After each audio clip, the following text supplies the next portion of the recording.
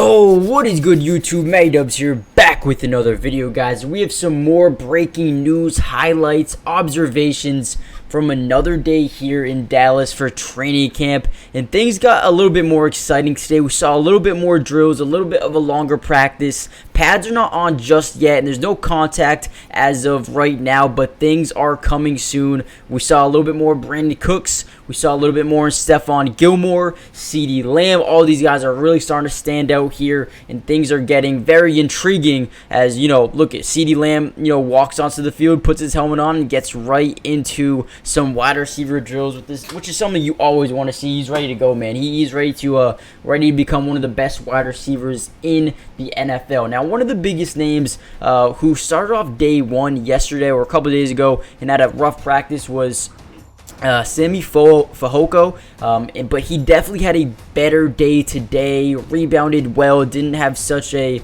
bad day in terms of dropping the football, which was definitely a good sign for him. When you look at this Dallas Cowboys wide receiver group, you have Michael Gallup, Brandon Cooks, and CeeDee Lamb. Those are all guys you can really rely upon to, make some big-time catches, but they needed another guy like Fehoko to come in here and, just prove himself, get back into the swing of things, and be ready to compete for the number 4 job on this roster, because you got Jalen Tolbert, you got Kevontae Turpin, Jalen Brooks, who was a 7th round pick this year, and then other than that, there's not really too many other people that are very reliable right now that you can trust to be day one impactful players for the Cowboys. But there's also a guy named Jalen Moreno Cropper, who has been insanely good so far. We'll see if he continues to show some confidence as the days go along. Now, there was some edge rushers getting off the edge very well, including Michael Parsons was incredible.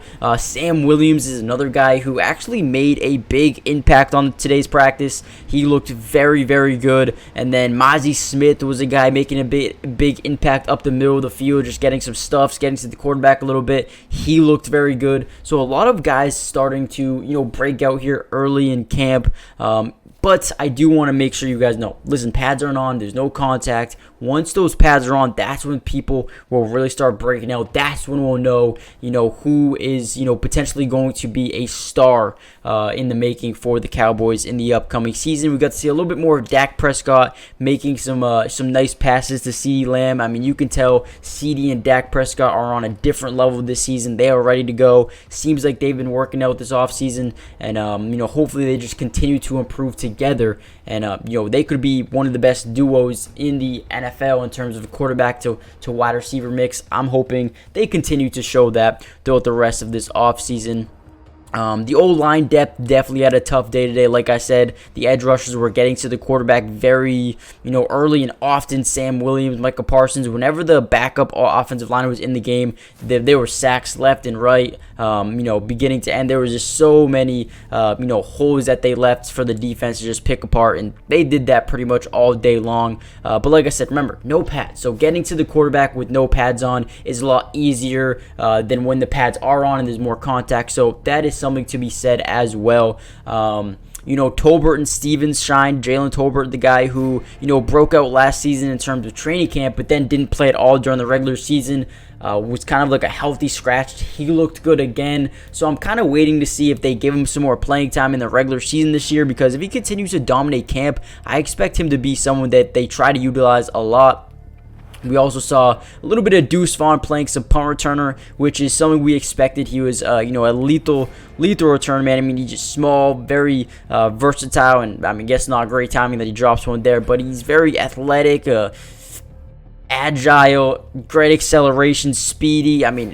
Great player right there. I feel like he's going to find a way to get onto the football field, whether that's being, special teams, backup running back, whatever it may be. I feel like Deuce Vaughn is someone who will eventually be an impactful player on this team going forward, especially now that Ezekiel Elliott is gone, and it looks to be for good. And then overall, just a good practice, man. Energy was amazing. The defense looked good. Brandon Cooks out here competing at a high level. Stephon Gilmore as well looks like to be still one of the best cornerbacks in the NFL at this point, and that's something that they were really hoping they'd get in him, because they just needed someone to step up in the secondary alongside Trayvon Diggs. But overall, this defense looks good, man. DeMarcus Lawrence, Mozzie Smith, Micah Parsons, Lane Vander Esch, still got Damone Clark, DeMarvion. Overshawn is someone who they love. You got Stephon Gilmore. Donovan Wilson did get injured. He looks like he's going to miss the rest of training camp, but you still got Malik Hooker and Trayvon Diggs. Jordan Lewis, who is on the PUP list, hopefully he's back sooner rather than later. But overall, whenever you look at this defense right now, they got a ton of players, guys. But let me know what you guys thought about day 2, highlights and notes and observations that I came away with. Let me know what you guys think. Hit that like button. Subscribe to the channel if you're new, because I will be covering the entirety of the offseason, which includes the rest of training camp, any signings, any trades, everything that you can think of. I've got you guys covered. So join the family, turn on post notifications, and comment down below who is one player that you think the Cowboys, or that will break out for the Cowboys this season, whether it be, DeMarvion Overshawn, or is it Jabril Cox, or is it Luke Schoonmaker, who is on the NFI list right now, but he should be back soon. Who do you guys think could break out this season for the Cowboys? Let me know, and I'll see you in the next video. Peace. Today's video is brought to you by Underdog Fantasy, and if you love playing fantasy sports like football, basketball, baseball, and so many other sports, but also love being able to win money, you're going to want to stick around for this whole segment. Introducing Underdog Fantasy, the ultimate platform for fantasy sports lovers. Do you want to experience the thrill of drafting your team and competing for huge prizes? Well, look no further. With Underdog Fantasy, you get access to a wide range of fantasy sports, including football, basketball, baseball, and so much more.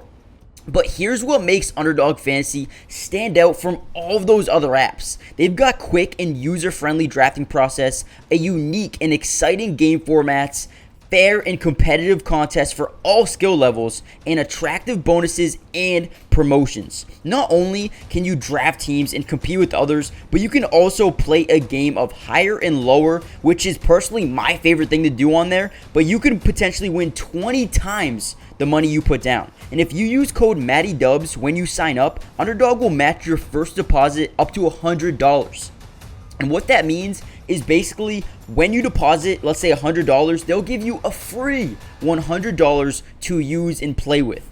Click the link in the description to get started, or head to the website right now to start dominating the fantasy world. And don't miss out on all the fun. Be a part of the Underdog community starting now. And don't forget, if you use code MattyDubs, they'll match your first deposit up to $100. Let's get started. Get into drafts with me starting today.